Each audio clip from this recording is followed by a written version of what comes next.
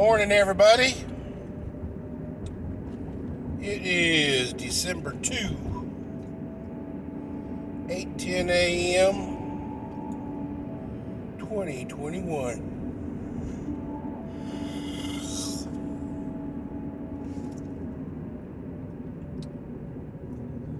Well, ladies and gentlemen,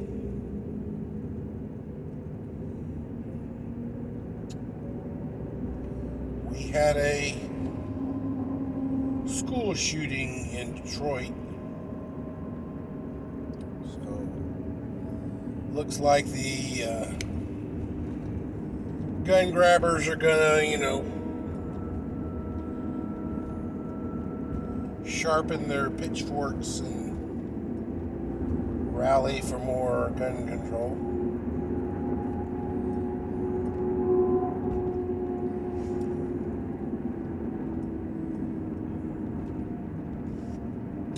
Haven't really watched or read the article. Got a blip of it on the morning news this morning. Don't know what kind of weapon he used. Was it a he? Was it a she? What pronoun did it use? Race, color, none of that. So I'll have to look into that.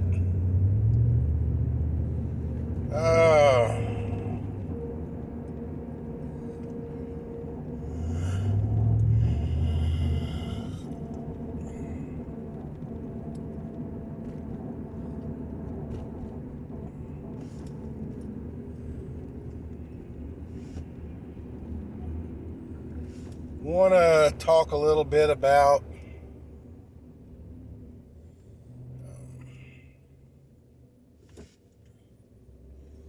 money some more.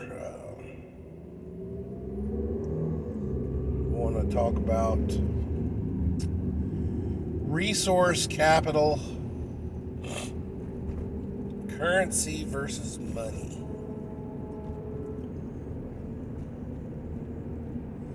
There is a difference, guys.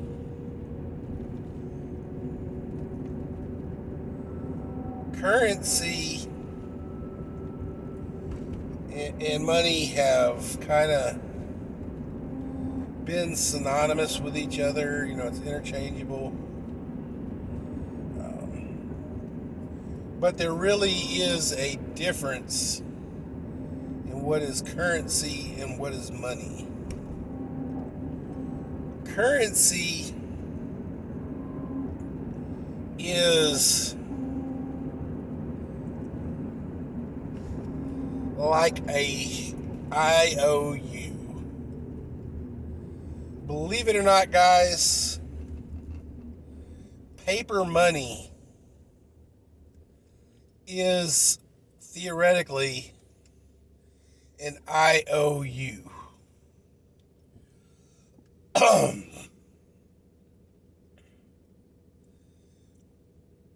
They used to actually be large pieces of paper and were what we call promissory notes.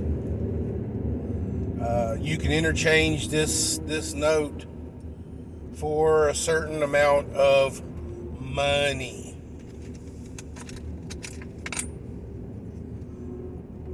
This coin is money. This has a value over and above whatever is actually stamped on it. How does that work, Big Daddy? Well, metal money is money because it actually is a resource. It can be used for other things other than a currency.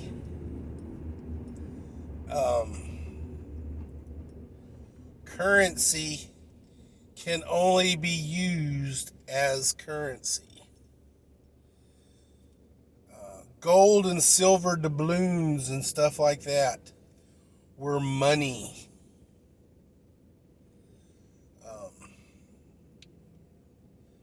When the nobles started issuing promissory notes, and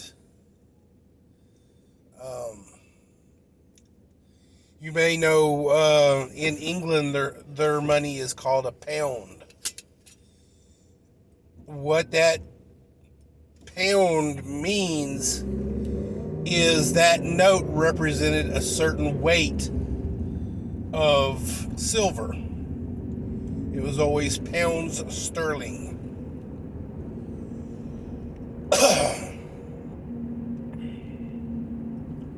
Their metal money was not called a pound. It was their paper money that was actually called a pound. A pound note. We had promissory notes too in our early days. And I will tell you this, there was a lot of pushback against the promissory note. Who or what would reimburse this promissory note? Generally speaking, a promissory note had to be reimbursed by the entity or the bank or the person that issued it. The pound sterlings were issued by the king and the monarchy and the governing bodies of the country. Promissory notes were issued by banks and I think the wealthy. So, technically speaking, this promissory note could be traded, and then eventually somebody could say, hey, you know, I'm tired of running around with this piece of paper. I'm going to go and I'm going to cash it in. They would then travel to whatever, entity, issued the promissory note, and they'd go cash it in.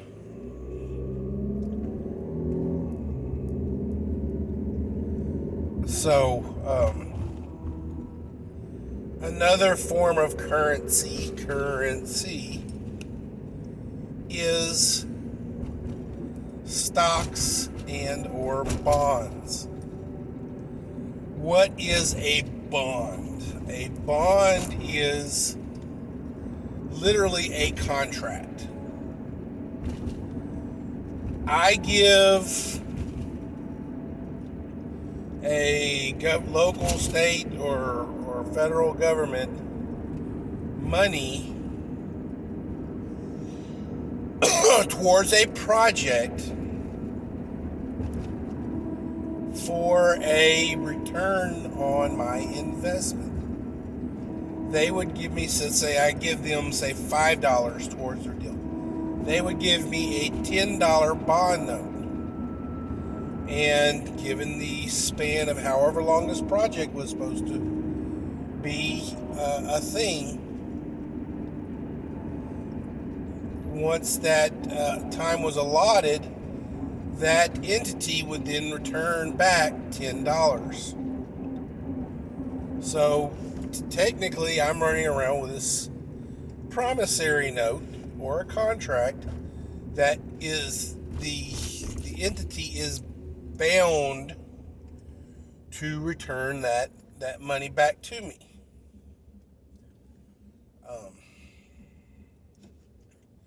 That's how war bonds and stuff like that happened. A lot of local governments and municipalities do bond referendums that the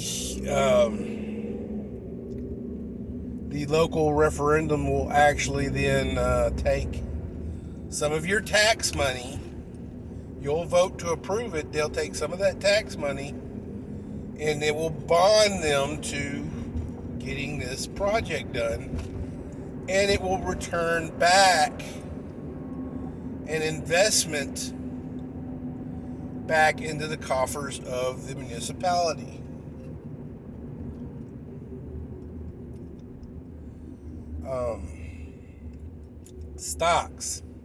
Stocks work similar to that too. You buy a stock. It is basically you're an investor in a company, in a project, in something. It is usually company invested.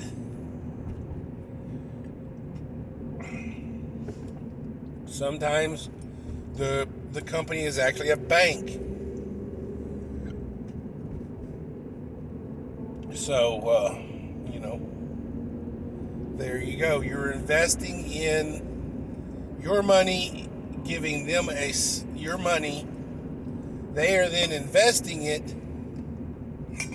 and giving you an allotted return.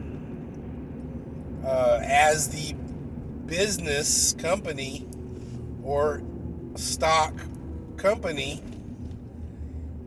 prospers, you get more return on your investment. Stocks go up. So that's the deal. Cash money only has the value we give it.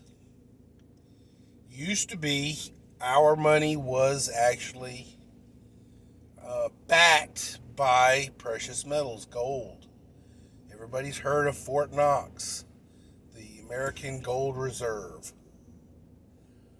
We really don't have that much gold, guys. They took us off the gold reserve a long time ago. And they made, money more of a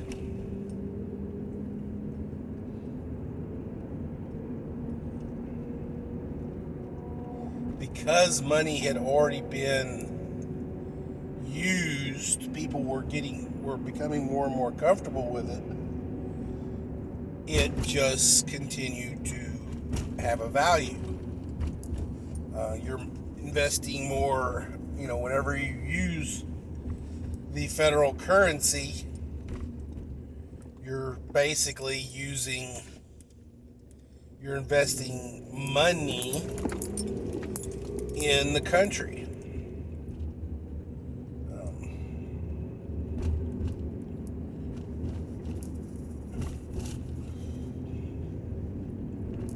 Now, metal monies. Technically speaking, guys, anything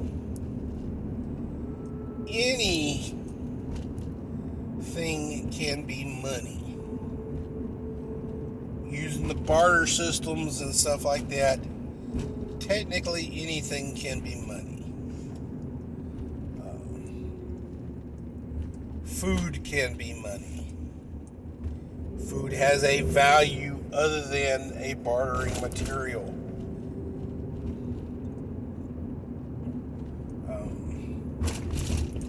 Weapons can be money.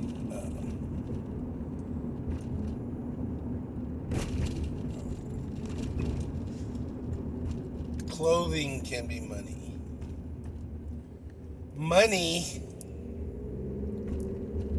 is something that has a physical value, and it is a transcendent value.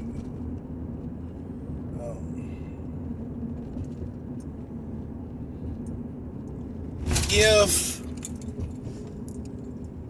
say, Venezuela happens in America, y'all did not see, or it did not make a lot of news coverages, but literally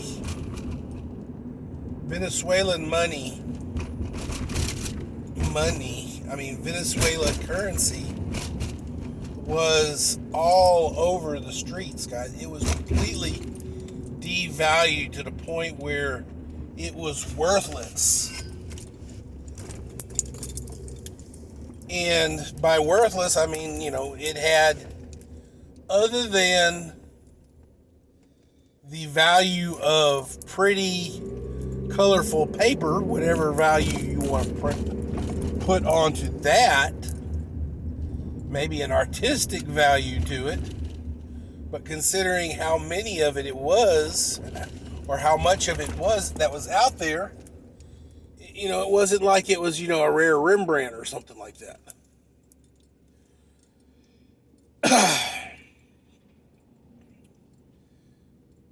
Similar to coin collectors, because when you circulate money back into the system, say metal money,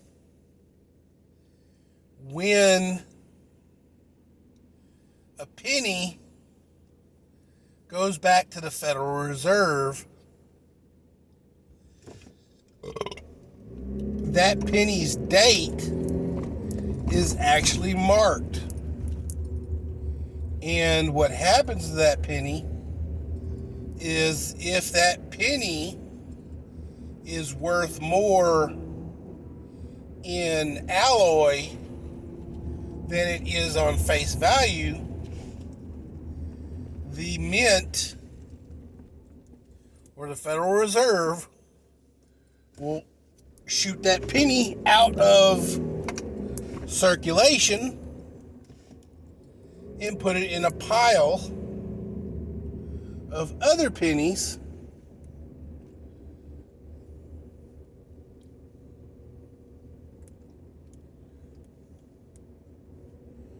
and it will melt it and make a new penny out of it. And in some cases, it can make up to 3, 4, 5, 6 pennies out of one old all copper penny. So,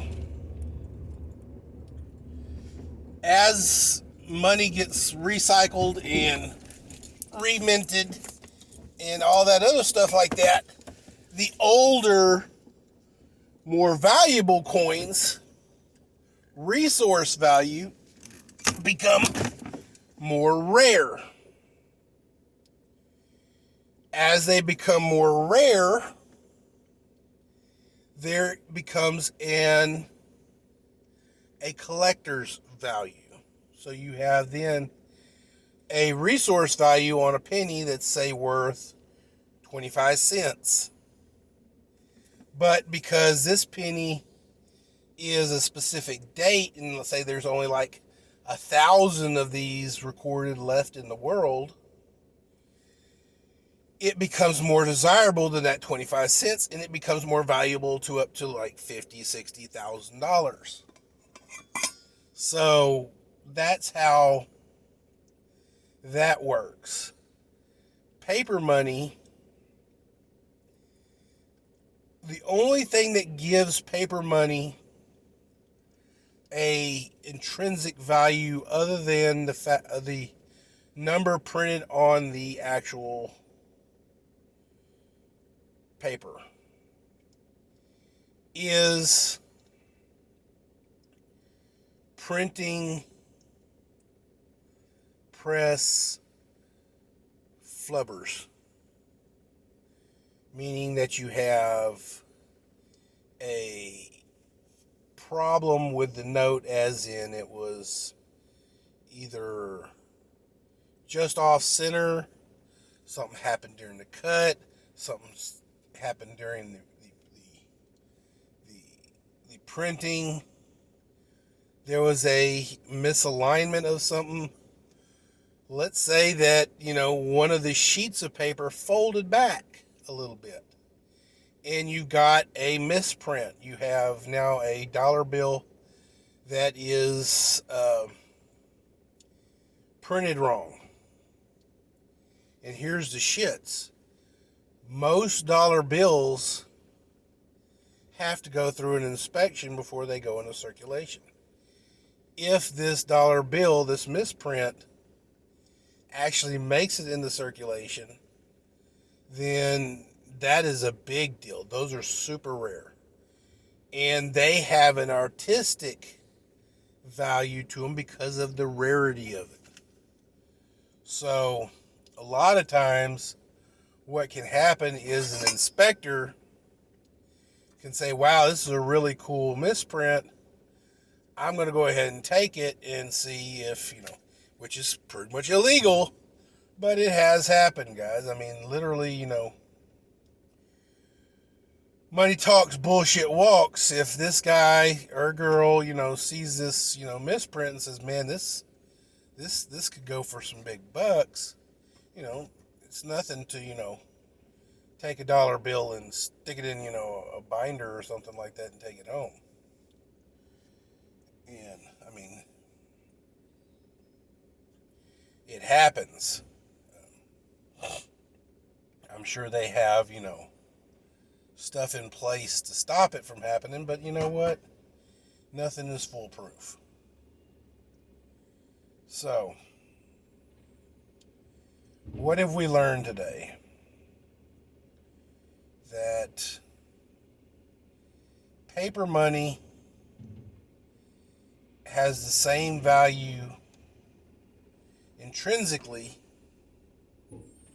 as toilet paper and or paper towels and or notepads and or stuff like that.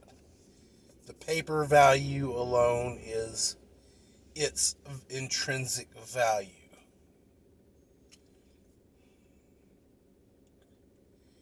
Metal money has value other than the numbers pressed upon it.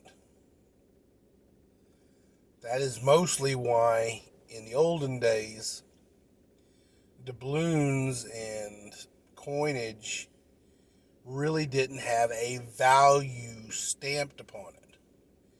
It had, most of the coins were by weight, and that was the value of the coin. Mostly also because the slag or the lug or the token that was then pressed into a coin, the weight was pretty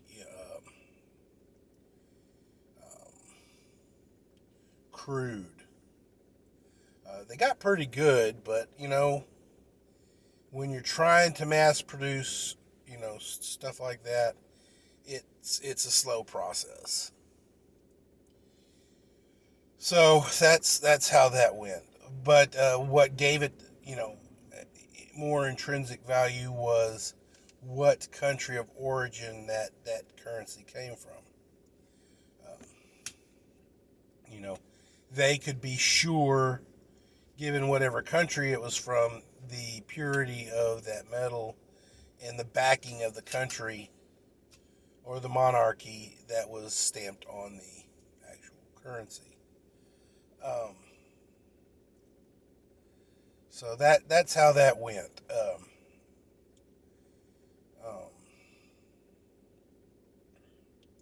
Nowadays, we actually, because the minting process is pretty exact, pretty refined, pretty, scientific almost, that whatever, if you have a very new penny, the alloys and stuff on that is specifically worth a penny on that day. I think they changed the alloy mixtures probably every 6 months. So, and that all depends on the market of that alloy. So there you go. You have a early minting, you have a late minting. So. All right, guys. Well, I got to go make some money now. Let's go, Brandon.